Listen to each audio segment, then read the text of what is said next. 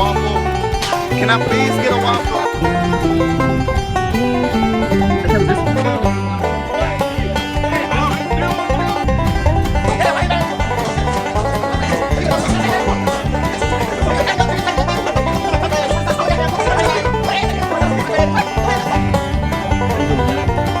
How are you doing? What's going on? You got fingers?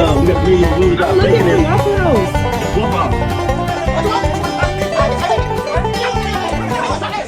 Holy shit, what a fucking disappointment. Ah, Waffle House, the most ghetto and raunchy place you will ever find south of the Mason-Dixon line. Well, aside from Popeyes, and even I don't want to imagine the cruel and inhumane stories from there. Believe it or not, I used to work at the infamous Waffle House, from serving drunkards at 2 a.m., watching an entire gang fight outside the windows. Yeah, it was quite the experience, for lack of better terms. We're gonna dive into my stories working at this breakfast chain.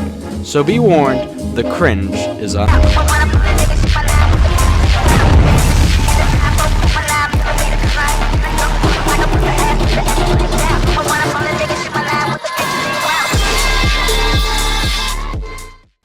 So let's start with the beginning, shall we? So it was shortly after being employed at Subway, actually. Check out my video, not trying to plug.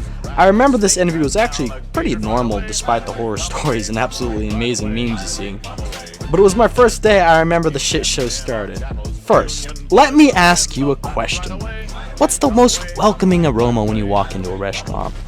It's usually fresh pastries, a wonderful steak smell, or even lavender, right?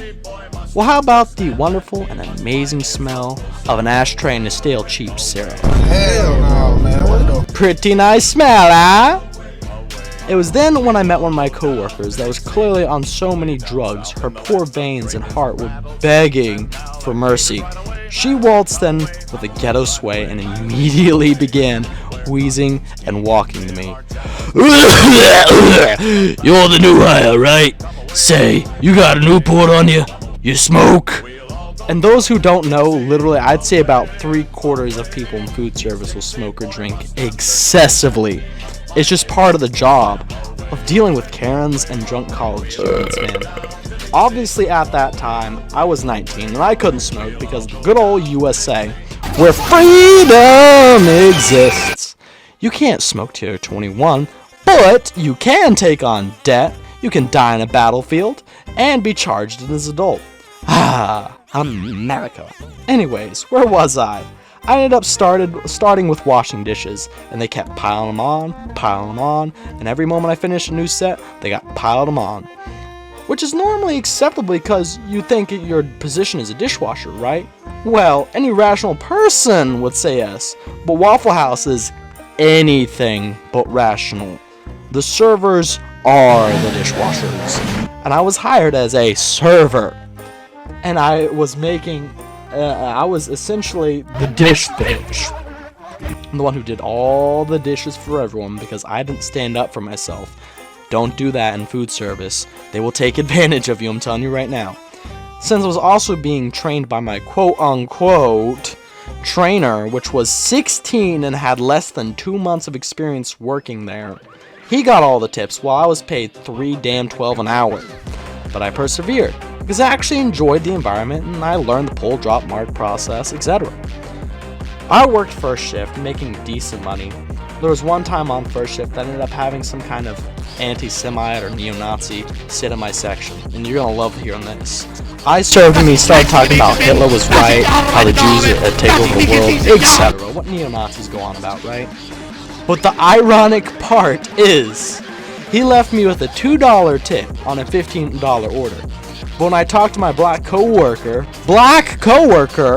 and she said that he tips $5 for her every time. I just found that ironic as hell.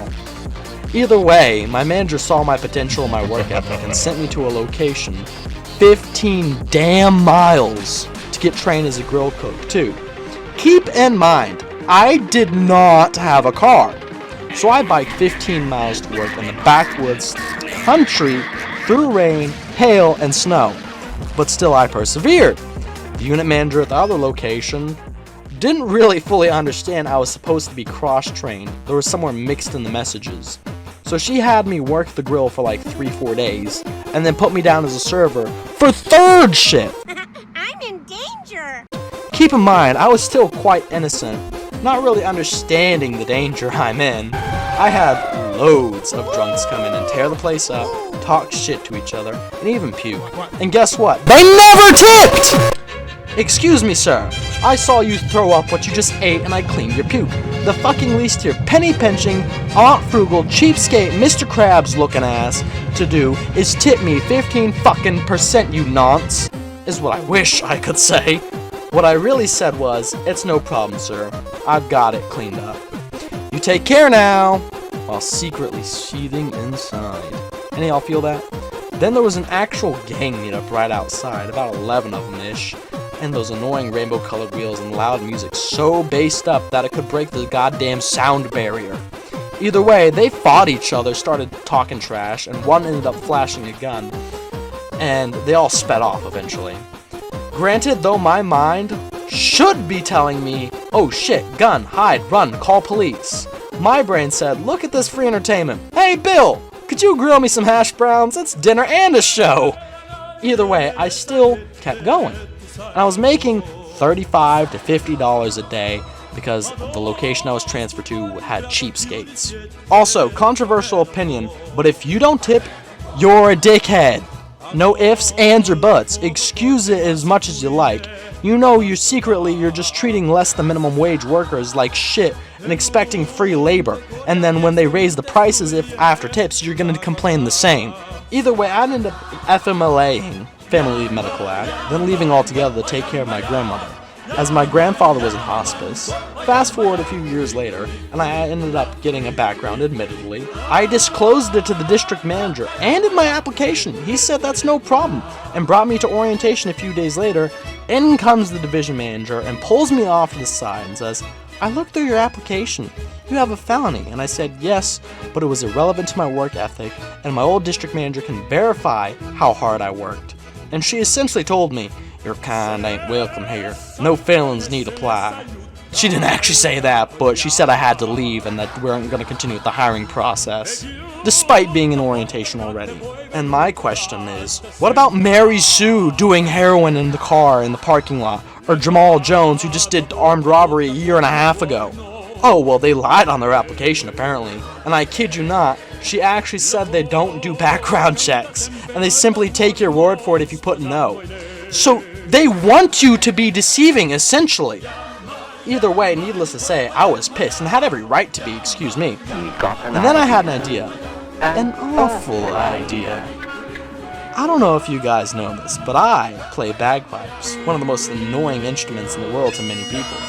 And granted, I was still learning, and kinda still am.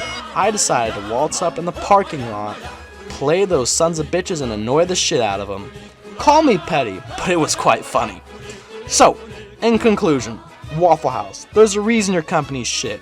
You're so ass backwards, you don't take care of your customers or your employees, or you don't pay them. No wonder your sales are dropping. You got rid of a hell of a workers. And all I gotta say, man, is farewell. Thanks for listening.